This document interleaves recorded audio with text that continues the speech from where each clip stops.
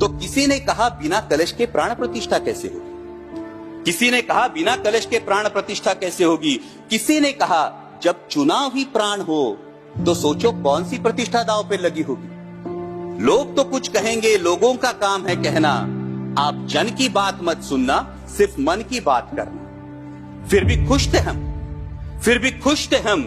500 साल का सपना जो पूरा हो रहा था, हमारे अंदर का हिंदू भी पूरी तरह से जाग गया था।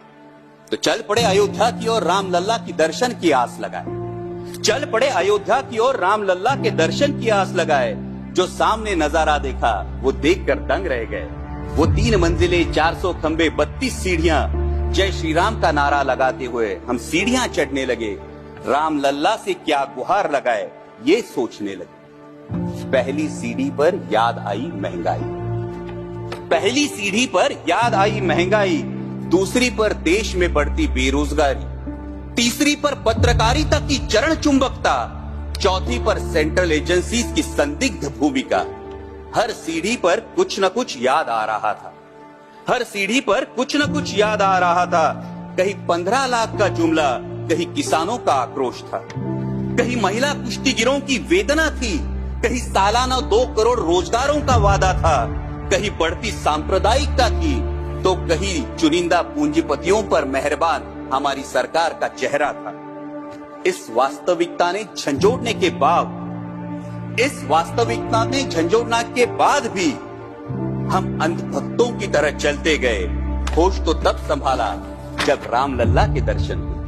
हमें नतमस्तक देख राम लल्ला मुस्कुराते हुए बोले, हमें नतमस्तक देख राम लल्ला मुस्कुराते हुए बोले, मैं कल भी था, आज भी हूँ, कल भी रहूंगा।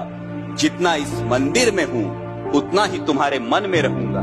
लेकिन याद रखना हमेशा, लेकिन याद रखना हमेशा, मैंने त्रेता युग में रामराज जलाया था, तुम कलयुग में जीते हो जहां संविधान ने गणराज जलाया है।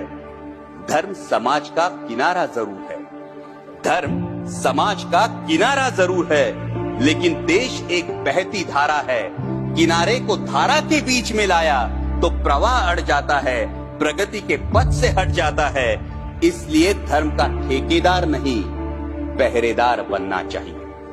इसलिए धर्म का ठेकेदार नहीं, पहरेदार बनना चाहिए। तुम रहो न रहो, वो रहे न रहे, ये देश रहना चाहिए, देश का संविधान रहना चाहिए, देश का लोकतंत्र रहना चाहिए, ये देश रहना चाहिए। जय हिंद, धन्यवाद।